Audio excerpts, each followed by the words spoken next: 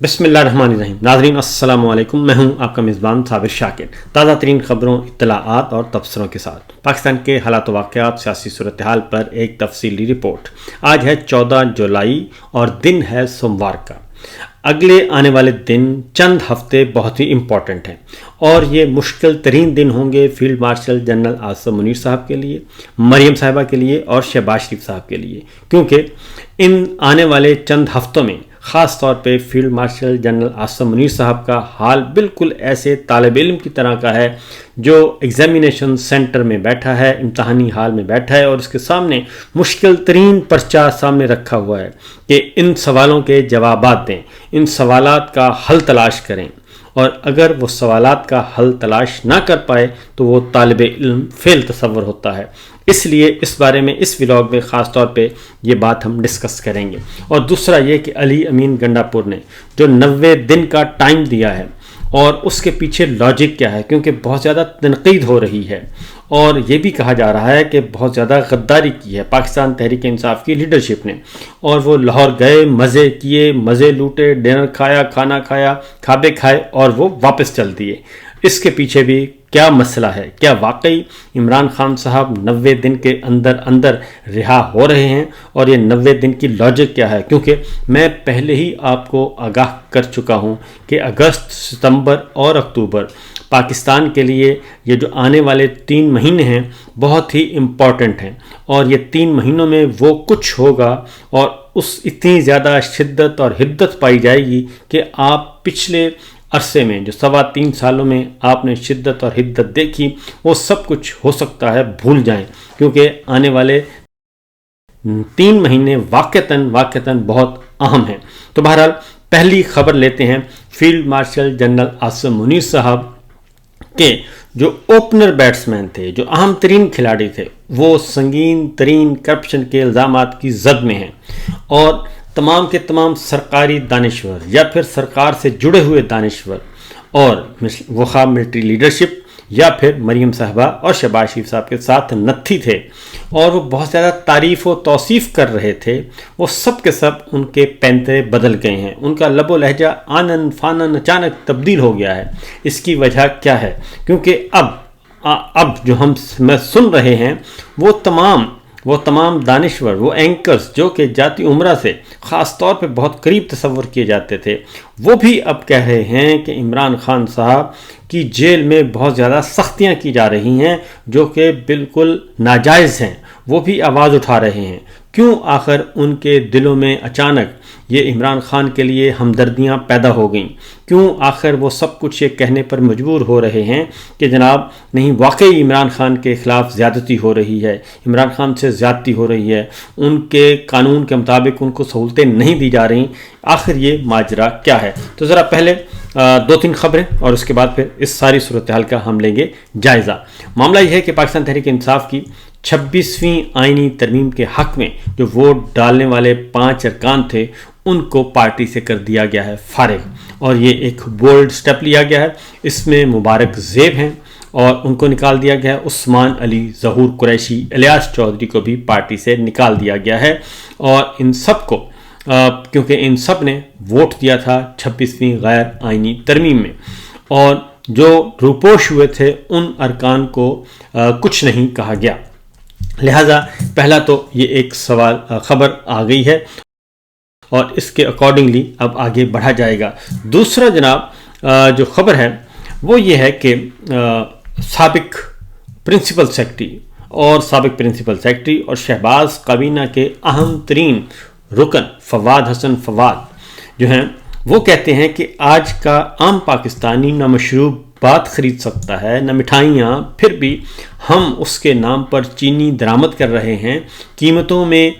قیمتوں پر کنٹرول حکومت کی بنیادی ذمہ داری ہے اور اس میں ناکامی کسی صورت درآمدات کا جواز نہیں بن سکتی. فواد حسن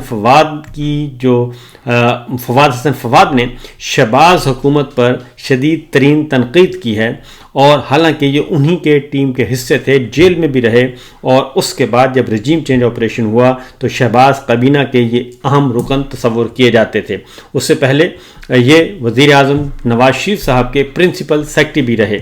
تو وہ بھی اب تنقید کر رہے ہیں. دوسری جانب سہیل وڈائی صاحب بہت ہی حکومت کے حمایتی، قابل احترام، بہت کچھ لکھتے تھے، لیکن اب وہ کہہ رہے ہیں کہ بیرونی سرمایہ کاری تو ایک طرف، خود اپنے ملک کے سرمایہ کاروں نے ہاتھ اٹھا لیے ہیں، شرح پیداوار مایوس کن ہے۔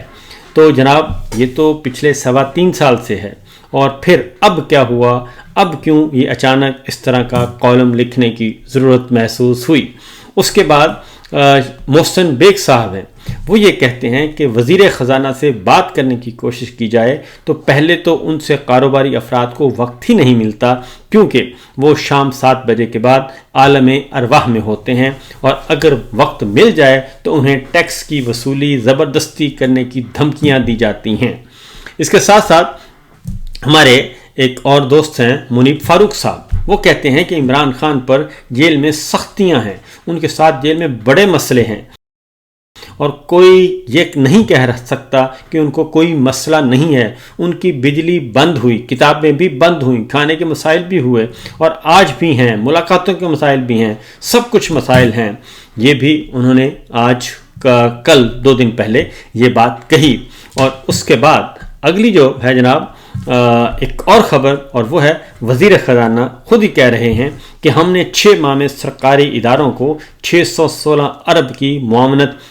وفاق نے 6 ماہ میں مختلف اداروں کو 333 ارب روپے کی سبسڈی دی، جو گزشتہ سال کے مقابلے میں 46% زیادہ ہے، اور 8 سرکاری اداروں کو مجموعی طور پر 113 ارب 52 کروڑ روپے کی گرانٹس فراہم کی۔ تو یہ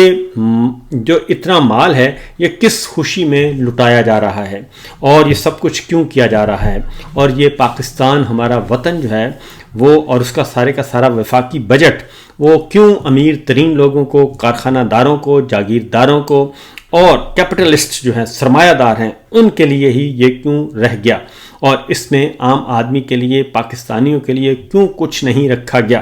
یہ ایک بہت بڑا اہم سوال ہے۔ اور اس کے ساتھ ساتھ یہ جو میں نے آپ کو بہت مختصراً یہ آپ کو ان کے جو حکومتی حامی ہیں ان کا بتایا، ادروائز یہ اب بڑے بڑے کالم لکھ رہے ہیں، اور یہ اچانک یہ کالم آئے ہیں، اس سے پہلے یہ نہیں آ رہے تھے۔ اور صورتحال اس وقت یہ ہے کہ پاکستان میں خودکشیوں کی تعداد بڑھتی جا رہی ہے، اور اس وقت سب سے زیادہ جو گڑبڑ ہے اور بیڈ گورننس ہے وہ پنجاب میں ہے، اور سب سے زیادہ کرپشن، بے ضابطگیاں پنجاب میں ہیں، اور ایسے قوانین بنائے جا رہے ہیں کہ آپ کسی بھی خرچ پہ کے بارے میں سوال نہیں اٹھا سکتے۔ اور جو سب سے بڑا اس وقت ایشو بنا ہوا ہے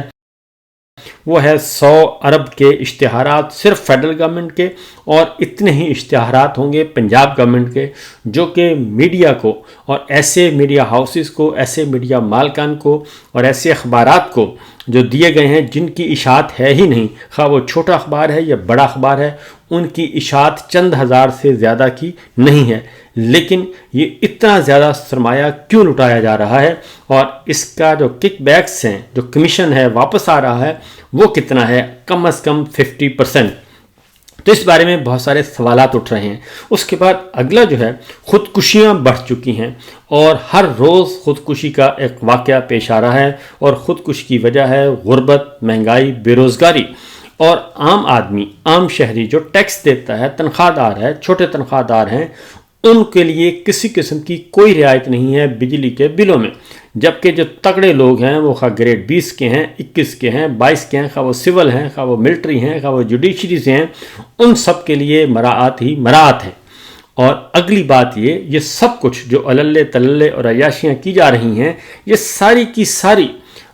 قرض کی معیشت پہ ہمارا ملک چل رہا ہے، اور ہم قرض لے کر اپنے اخراجات پورے کر رہے ہیں، آئی ایم ایف سے، ورلڈ بینک سے، ایشیائی ترقیاتی بینک سے، عالمی ڈونر سے، ان سے ہم قرضے لے کے اپنے اخراجات پورے کر رہے ہیں اور اپنے پروجیکٹ چلا رہے ہیں، اور سارے کے سارے قرضے ہیں سود پہ۔ اس کے بعد ہم مختلف ممالک سے قرضے لے رہے ہیں، کمرشل قرضے، کمرشل لون لے کے ہم نے اسٹیٹ بینکس میں رکھے ہوئے ہیں۔ تو یہ ساری کی ساری جو چیزیں ہیں یہ کس طرف ہم کو لے کر جا رہی ہیں؟ اور اگلی بات یہ کہ جو سنگین ترین الزامات لگ رہے ہیں وہ پنجاب میں مریم سرکار پہ لگ رہے ہیں، جو کہ فارم 47 کی جعلی سرکار ہے، مرکز میں شہباز سرکار پہ لگ رہے ہیں جو کہ فارم 47 کی جعلی سرکار ہے، اور ان کے اندر جو چہیتے ہیں وہ محسن نقوی صاحب ہیں، ان پر سنگین ترین الزامات لگ رہے ہیں اور بڑے بڑے کالم شائع ہو رہے ہیں اور کافی ساری تفصیلات اس میں فراہم کی جا رہی ہے۔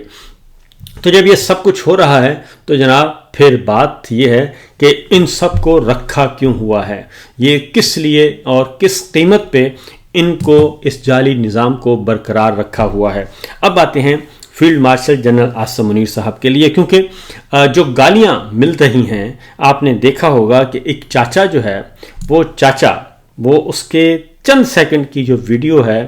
وہ اس کے ایک غریب ترین آدمی اور ایک کمزور ترین آدمی کے پاس سوائے اس کے اس کا بھڑاس نکالنے کا جو ہے وہ ایک گالی دے سکتا ہے، اس سے زیادہ کچھ نہیں کہہ سکتا، اور نہ وہ آپ کو مار سکتا ہے، نہ وہ آپ کے خلاف احتجاج کر سکتا ہے، کیونکہ اس کو روٹی روزی کی ہی اتنی فکر ہوتی ہے، وہ صرف گالی دے کے اپنی بھڑاس نکالتا ہے، اور اس نے اس دن گالی دی۔ گالی کی مذمت کی جا سکتی ہے، لیکن جب کسی کے گھر میں چولہے بجھ چکے ہوں، بجلی کے بل، بچوں کے تعلیم، بچوں کا دودھ، کھانا پینا، جب اس کو اتنے مسائل ہوں، اور ایک غریب آدمی جو سائیکل پر جا رہا ہے سیلاب سے، اور گوڑے گوڑے اس کا سیلاب ہے، تو وہ کیا کرے گا؟ لیکن اس کا بدلہ اس غریب آدمی سے کیا لیا گیا؟ اس کو اٹھایا گیا، گرفتار کیا گیا، اور پنجاب پولیس نے اس کو تشدد کا نشانہ بنایا، اور پھر اس کی ایک ویڈیو لی گئی، اور پھر وہ بیان جاری کیا گیا۔ تو یہ صرف ایک چاچے کی آواز نہیں، بلکہ یہ 22 کروڑ عوام، جو 25 کروڑ ٹوٹل عوام ہے، اس میں 22 کروڑ سے زیادہ کی عوام جو ہے وہ اسی ظلم کی چکی میں پس رہی ہے، کیونکہ مہنگائی کا سامنا ہر گھر کو ہے، بے روزگاری کا سامنا ہر گھر کو ہے، کیونکہ بے روزگاری میں 22% تک اضافہ ہو چکا ہے۔ تو یہ ساری چیزیں جو ہیں، بجائے اس کے کہ آپ چیزوں کو ٹھیک کریں اور آپ اس جعلی نظام کو ختم کریں، بجائے اس کے کوئی اصلاح کریں، کوئی ریفارمز کریں، آپ نے اسی چاچے کو اٹھا لیا۔ لیکن چاچے کی جو 30 سیکنڈ کی 15 سیکنڈ کی جو ویڈیو ہے وہ آپ کے 100-200 ارب کے اشتہارات کو ملیا میٹ کر دیا اس نے۔ آپ نے اپنا بیانیہ بنانے کے لیے مریم اینڈ شہباز سرکار نے 200 ارب روپے خرچ کر دیا، لیکن اس چاچے کی ایک ویڈیو نے جو اس کے سوشل میڈیا پہ وائرل ہوئی، اس نے آپ کی ساری انویسٹمنٹ کو برباد کر کے حقیقت حال بتا دی۔ اور اس لیے کیونکہ اب لوگ جو ہیں وہ خوف زدہ نہیں ہیں، وہ ڈرتے نہیں ہیں۔ تو جناب اب آتے ہیں field marshal general Asim Munir صاحب کے لیے۔ تو ان کے لیے جو اگلے 90 دن ہیں وہ کافی مشکل ہیں، کیونکہ جو پریزیڈنٹ ٹرمپ کے ساتھ ان کی ملاقات ہوئی تھی، جو انہوں نے لنچ کیا تھا وائٹ ہاؤس میں، اس لنچ کا جو مینیو ہے وہ کھانا پینا کم تھا، بلکہ اس کا مینیو تھا پولیٹیکل ایجنڈا، ریجنل ایجنڈا۔ اس ریجنل ایجنڈے کو، پولیٹیکل ایجنڈے کو، آپ نے کچھ پولیٹیکل ڈیمانڈز تھیں ان کی، ان ڈیمانڈز کو آپ نے پورا کرنا ہے۔ اور وہ ڈیمانڈز کیا ہیں؟ وہ ہے اسرائیل کو تسلیم کرنا، نمبر 2 چائنا سے آپ کو دوری اختیار کرنا، تیسرا آپ واپس آئیں امریکن بلاک میں۔ یہ 3 اہم ترین مطالبات ہیں، جبکہ چوتھا وہ ہے کہ آپ سیاسی بحران ختم کریں، عمران خان صاحب کا مسئلہ حل کریں۔ اور اگر یہ مسئلہ حل نہیں ہوتا تو پھر آپ کو معلوم ہے کہ پاکستان میں اس وقت نہ معیشت ٹھیک ہے، نہ سیاست، نہ سیکورٹی، اور باجوڑ میں پاکستان کے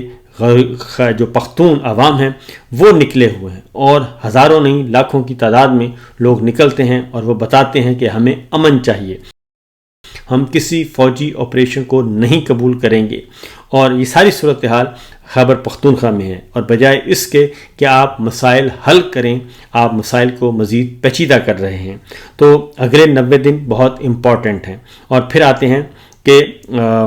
علی امین گنڈاپور اور پاکستان تحریک انصاف کی لیڈرشپ نے کہ اس نے کیا کیا۔ تو میں صرف اتنا کہوں گا، باقی تفصیل اگلے ولاگ میں، کیونکہ کافی ٹائم ہو گیا ہے، اگلے ولاگ میں کروں گا کہ ان 90 دنوں میں ہونا کیا ہے، کیا حکمت عملی ہے، کیونکہ پہلے جتنی بھی کوششیں کی گئیں وہ ادھوری کوششیں تھیں عمران خان کو جیل سے نکالنے کے لیے، اور اس میں آگے کا کوئی راستہ متعین نہیں کیا گیا تھا۔ لیکن اس بار جو کوشش کی جا رہی ہے، جو ایفرٹ کی جا رہی ہے، مجھے لگتا یہ ہے کہ یہ ایک سنجیدہ کوشش ہے اور ایک ویل آرگنائزڈ طریقے سے کی جا رہی ہے۔ یہ صرف ایک نہیں کہ بس ایک دن آئے اور ختم، ایسا نہیں ہے، بلکہ اس کے پیچھے پوری کی پوری ایک اچھی اسٹریٹجی مجھے لگتا ہے کہ موجود ہے۔ تو فی الوقت اتنا ہی، اجازت دیجیے، اللہ حافظ۔